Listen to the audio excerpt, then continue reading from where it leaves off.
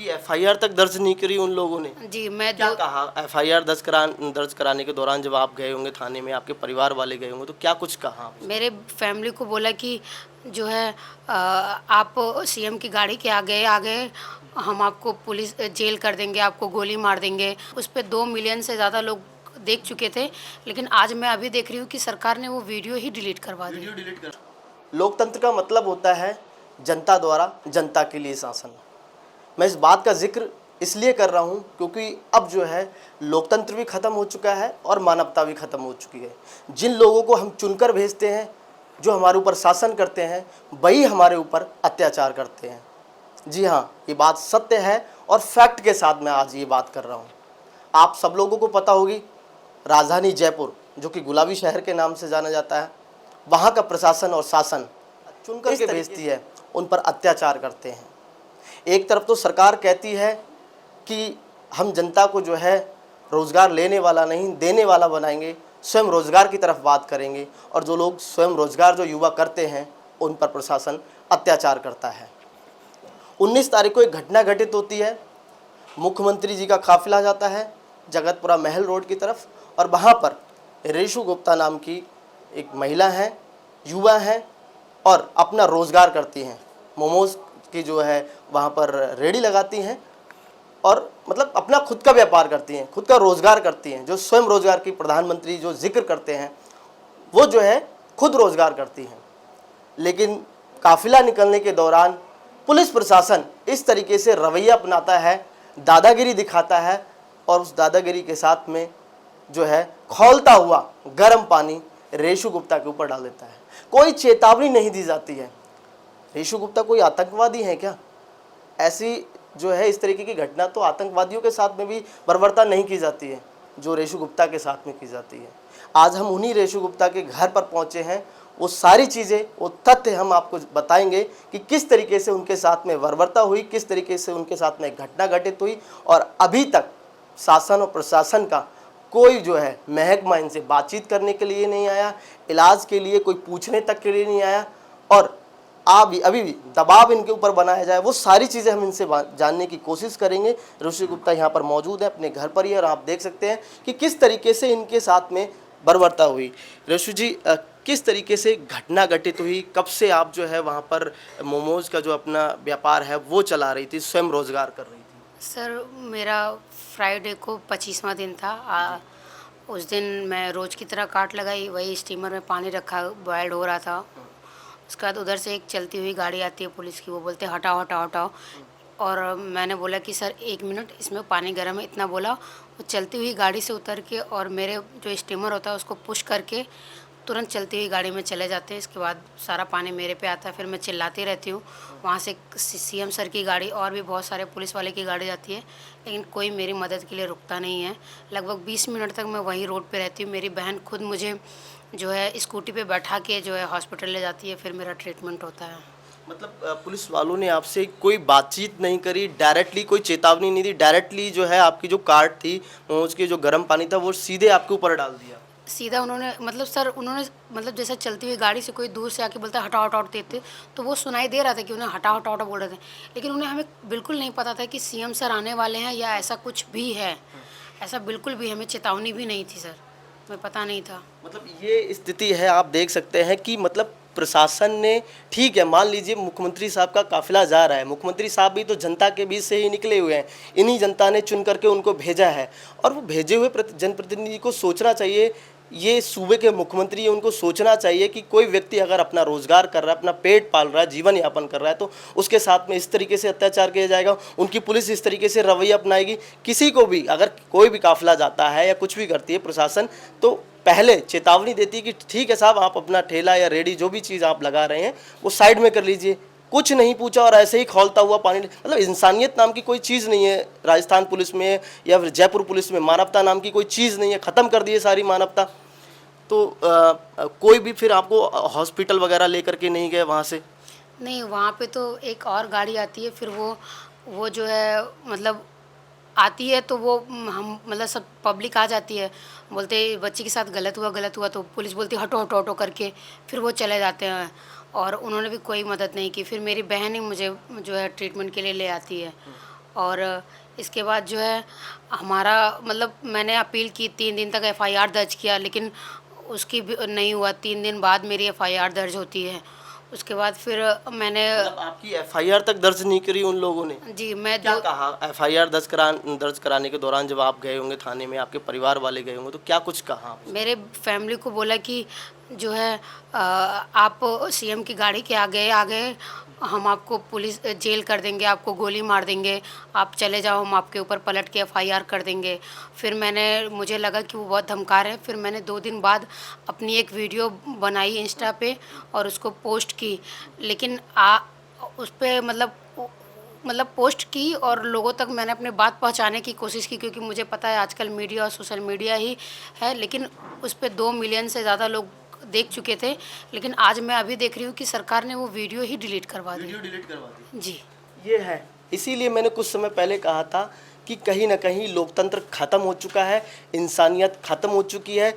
इनके साथ में जो घटना घटित होती है उसके लिए शासन प्रशासन जब ये एफआईआर दर्ज करवाने जाती है तो मतलब इनको धमकाया जाता है। ये कोई आतंकवादी हैं, इन्होंने कोई क्राइम किया मुख्यमंत्री के काफिले में या कोई बम फोड़ा? नहीं फोड़ा। जबकि इनके साथ में ही बर्बरता हुई और इन्हीं को धमकाया जा रहा है कि एफआईआर दर्ज मत कराओ, तुम्हें गोली से मार देंगे, तुम्हें इस तरीके से कर देंगे। यहाँ तक कि आवाज़ अपनी उठाने के लिए सोशल मीडिया का सहारा लेना पड़ा, तब जा करके कहीं लगा कि एफआईआर दर्ज होनी चाहिए। मतलब इस तरीके से सूबे के मुख्यमंत्री है, मुख्यमंत्री भजनलाल शर्मा जी आप, और आप अंतिम पायदान तक के व्यक्ति हैं। आपको चुन करके जनता ने मुख्यमंत्री बनाया है और यही अंतिम पायदान का व्यक्ति अगर अपना रोजगार करता है तो उसके साथ में आपकी पुलिस इस तरीके का रवैया करती है। तमाम लोग राजधानी जयपुर में अपना जो रोजगार करते हैं, स्वयं रोजगार करते हैं, पेट पालते हैं, जीवन यापन करते हैं, अपना जो घर चलाते हैं, और उन्हीं के साथ में अगर इस तरीके की हरकतें होंगी, इस तरीके से बर्बरता होगी तो कैसे चलेगा? कैसे राजधानी जो गुलाबी शहर है वो कैसे गुलाबी हो पाएगा? क्योंकि इस तरीके से आप गुलाबी शहर को जो है कहीं ना कहीं आपकी पुलिस खराब करने की कोशिश में लगी हुई है। जहां आप बात करते हो कि कानून व्यवस्था मजबूत होनी चाहिए, आम व्यक्ति को न्याय मिलना चाहिए, कैसे न्याय मिलेगा? धमकाया जा रहा है, डराया जा रहा है। कहाँ तक पढ़े लिखे हैं? मैंने बीएससी मैथ्स से किया हुआ है और इसके बाद मैंने एमए पॉलिटिकल साइंस से किया हुआ है। फिर मैंने 4 साल जो है यूपीएससी और पीसीएस का प्रिपरेशन करके एग्ज़ाम भी दिया हुआ है। जब मैं सब सिलेक्शन नहीं हो पाया, मेरे फादर चले गए उस बीच, तो घर की जिम्मेदारियां संभालना था, तो मैं नौकरी करती थी। फिर मुझे लगा कि थोड़ा सा मुझ में हुनर है, तो मैंने वो अपना स्टार्टअप डाला था स्वयं का। जी। देखिए, जहां प्रधानमंत्री नरेंद्र मोदी खुद कहते हैं कि ज़्यादातर युवाओं को स्वयं रोज़गार करना चाहिए, स्वयं रोज़गार की ओर बढ़ना चाहिए। ठीक है, पढ़ाई लिखाई में अगर जो है नौकरी नहीं मिल पाती है, खुद का रोज़गार करने में भी कोई दिक्कत नहीं है। वही रेशु गुप्ता ने किया, वही रेशु गुप्ता जो है मोमोज का काट लगाती हैं। लेकिन मुख्यमंत्री जी, आपकी पुलिस और आपका प्रशासन कहीं ना कहीं इस तरीके से रवैया अपनाता है। जो यूपीएससी की तैयारी भी कर चुकी है, तमाम एग्ज़ाम क्वालिफाई कर चुकी हैं, वही अपना रोज़गार करती हैं, स्वयं का रोज़गार करती हैं, और आपकी प्रशासन, आपकी पुलिस इस तरीके का रवैया अपनाती है। तो रेशु जी, आपके साथ में कोई भी पुलिस प्रशासन का अधिकारी या कोई ऐसा नहीं आया, या प्रशासन का कोई ऐसा अमला नहीं आया आपके पास में कि आपको कोई मदद मिल सके, आपको अस्पताल पहुंचा सके, आपकी डॉक्टर या किसी भी चीज़ का खर्चा वहन कर सके? कभी किसी ने कहा फ़ोन करके आपसे? अभी तो पहले तो 3 दिन बाद रिपोर्ट दर्ज हुई, उसके बाद फिर एक पुलिस वाले आए थे और महिला, उन्होंने सारा बयान लिया। उसके 2 दिन बाद आईपीएस मैम आई थी, तो बोली कि हम सरकार से बोलेंगे आपकी पूरी से पूरी सहायता की जाए। फिर ऐसे तो आए पुलिस, लेकिन अभी तक मुझे ना कोई मेडिकल ट्रीटमेंट, या मेरी जो इतने सारे पैसे खर्चे हो चुके हैं या जो भी हो चुका है, उसके लिए कोई आगे बढ़ के नहीं आया अभी प्रशासन की तरफ से। अभी तक कोई नहीं आया? मतलब नहीं, किसी ने भी नहीं? कोई भी नहीं आया। जैसे अभी मैं रेंट पे रहती हूँ, मुझे अगले महीने का रेंट भी देना है, उसी सबसे सब कुछ मैं संभाल रही थी। तो अभी मेरा जो खर्चा है वो दुगना तिगुना हो चुका है, क्योंकि मेरा ट्रीटमेंट मुझे खुद से ही कराना पड़ रहा है। फैमिली में कौन कौन लोग हैं, कितने लोग हैं फैमिली में? फैमिली में मैं, मेरी सिस्टर और मेरी मदर हैं, और फादर नहीं है। मदर तो अभी गांव गई हुई हैं। भाई हैं मेरे, वो उनकी खुद की भी फैमिली है, तो वो भी गांव में ही रहते हैं। वो भी गांव में रहते हैं। जी। मुख्यमंत्री भजनलाल शर्मा जी, अगर आप तक आवाज़ पहुंच रही हो सकता है ज़रूर पहुंच रही होगी और ये खबर आप तक पहुंच चुकी होगी, लेकिन कहीं ना कहीं ऐसी चुप्पी आपको नहीं साधनी चाहिए। ये अपना स्वयं का रोज़गार करती थी, घर में कमाने वाला कोई नहीं, जिम्मेदारी उठाई और उस जिम्मेदारी के साथ में आपकी पुलिस ने ये हाल किया है। और कहीं ना कहीं जो है कहीं ना कहीं कुछ ऐसी चीज़ें हैं, दिक्कतें बहुत ज़्यादा दिखने को मिल रही हैं। हाँ, मतलब मेरा जो प्राइवेट पार्ट्स है वो पूरा जल चुका है, ब्रेस्ट, हाथ वगैरह। और मतलब अभी मैं मतलब मैरिड नहीं हूँ, अनमैरिड हूँ। तो मुझे एक बार अपने भविष्य की कल्पना करते हुए डर लगता है कि इन केस इन फ्यूचर में लड़की हूँ तो शादी तो होगी होगी। तो वही होता है कि लड़की का सबसे बड़ा फ़ियर होता है कि सब उसको मना कर देते हैं। अगर उनके एक चेहरे पे छोटा सा दाग होता है तो मना कर देते हैं। ये तो बहुत बड़ा निशान हो गया मेरे ऊपर। क्या कुछ कहना चाहेंगे कि लग रहा है कि आपको राजस्थान में जंगल राज चल रहा है, क्योंकि आपके साथ में इस तरीके से बर्बरता हुई। दूसरी चीज़, आपकी बात नहीं सुनी गई, एफआईआर दर्ज नहीं हुई। एक तरफ तो मुख्यमंत्री भजनलाल शर्मा ये कहते हैं कि मैं अंतिम पायदान तक के व्यक्ति की बात सुन रहा हूँ, और जो व्यक्ति स्वयं का रोजगार कर रहा है, ठीक है, अगर आप लगा रहे थे तो पुलिस ये कह सकती थी कि ठीक है, इसको हटा करके आप आगे लगा लीजिए। मैं बस इतना कहना चाहूँगी कि जैसे मतलब अगर कोई भी आता है, वीआईपी कल्चर है तो रूल इज़ रूल। तो मुझे एक बार सबको बताना चाहिए, कोई भी इंसान छोटा या बड़ा नहीं होता है। और हम जैसे लोगों के साथ ये एक बार नहीं है, इस वीआईपी कल्चर के चक्कर में बहुत लोगों के साथ हुआ है, जहाँ तक मुझे पता चल रही है। तो मैं या तो इस वीआईपी कल्चर को सही से फॉलो किया जाए कि किसी को नुकसान ना हो। और मेरा ऐसा कहना है कि मतलब सरकार को कुछ तो अब ऐसा करना चाहिए जो मुझे अच्छा लगे। अब आपकी क्या डिमांड है, सरकार को क्या करना चाहिए? क्या जो है मुख्यमंत्री भजनलाल शर्मा या उनका प्रशासन आपकी क्या मदद कर सके उस चीज़ को, आप अगर कहें? मैं मतलब डिमांड तो मेरी क्या है, मतलब मैं चाहती हूँ कि सरकार कुछ ऐसा करे जो मेरा भविष्य सिक्योर हो सके। इन केस मुझे फ्यूचर में कभी कोई दिक्कत ना हो, पूरा ट्रीटमेंट का खर्चा उठाए। इन केस अगर डॉक्टर के कहने का है कि प्लास्टिक सर्जरी की ज़रूरत पड़ती है तो वो भी कराए। और अभी जो कंडीशन है मेरे घर की या फाइनेंशियली, वो सब मुझे इनकम सोर्स प्रोवाइड कराएं ताकि मैं रेंट भर सकूं और खाने पीने की सारी व्यवस्था कर सकूं। तो रेशु गुप्ता वेल एजुकेटेड है, तमाम उन्होंने एग्ज़ाम भी क्वालिफाई किए हैं, और जब नौकरी नहीं लगी तो स्वयं का रोज़गार किया, और स्वयं के रोज़गार में राजस्थान की पुलिस ने, राजधानी की पुलिस ने ये हाल कर दिया। फिलहाल उनकी यही कहना है कि कहीं ना कहीं सरकार और प्रशासन को सोचना चाहिए, विचार करना चाहिए। पहली चीज़ तो ये जो वीआईपी कल्चर है, ठीक है वीआईपी कल्चर चल रहा है, लेकिन कम से कम ख्याल तो रखना चाहिए।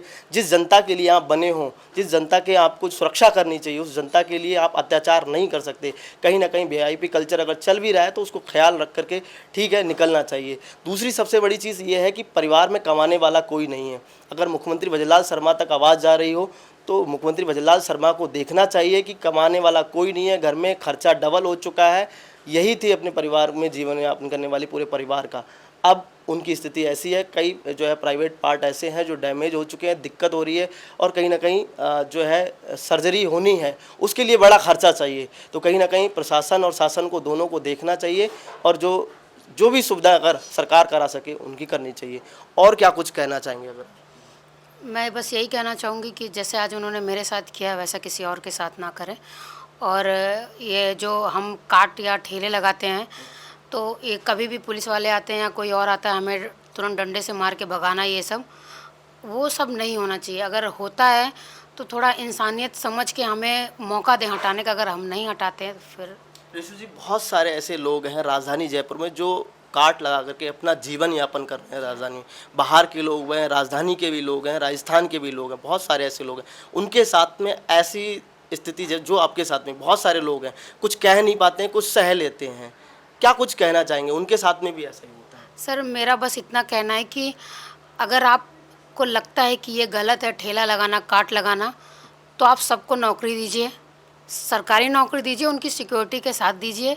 और सेकंड चीज़, कोई ऐसा प्लेटफॉर्म दीजिए जहां हम अपना स्टार्टअप कर सकें और आप वहां पे आके दबंगई ना कर सकें, हम पे लाठीचार्ज ना कर सकें। और अगर कोई काम छोटा बड़ा लगता है तो सबको गवर्नमेंट नौकरी दीजिए। लेकिन अगर कोई अपना पेट पालता है, घर में कितने लोग अकेले ही कमा के खिलाने वाले, तो उनके साथ अगर आप गलत करते तो उनका घर कैसे चलेगा। तो मुझे बस यही है कि ऐसा किसी के साथ ना करें, और जो जहाँ काट लगाते हैं उनको लगाने दें। अगर उसकी वजह से कोई दिक्कत होती है तो हमें जगह प्रोवाइड कराएं। जी, देखिए रेशु गुप्ता ने साफ तौर पर कहा है कि कहीं ना कहीं जो बेचारे खुद का रोज़गार कर रहे हैं उनके साथ में इस तरीके की बर्बरता नहीं होनी चाहिए। दूसरी सबसे बड़ी बात है कि परिवार में कमाने वाला इनके कोई भी नहीं है, यही जो है परिवार का जीवन यापन कर रही थी। कार्ड लगा करके तमाम एग्ज़ाम दिए हैं लेकिन नौकरी नहीं लगी। मुख्यमंत्री भजनलाल शर्मा हो या प्रधानमंत्री हो खुद कहते हैं कि ठीक है स्वयं का रोज़गार भी कर लेना चाहिए, वही कर रही थी और आपके पुलिस ने जो है इनके साथ में ये हालात कर दिए हैं। फिलहाल के लिए शासन प्रशासन का कोई जो है व्यक्ति ऐसा नहीं आया कि जो जिम्मेदारी ले सके, जो इनका खर्चा वहन कर सके और जो है इनको जो चिकित्सा के लिए जो सुविधाएं होनी चाहिए, जो सर्जरी के लिए जो सुविधाएं होनी चाहिए वो प्रोवाइड करवा सके। ये भजनलाल शर्मा पे कहीं ना कहीं एक दाग सा है। मुख्यमंत्री भजनलाल शर्मा को सोचना चाहिए और कहीं ना कहीं इनके लिए कई चीज़ों की व्यवस्थाएं करवानी चाहिए। सहयोगी कैमरामैन राजेंद्र शर्मा के साथ मारव सिंह, पॉलिटिकल पंचायत, जयपुर।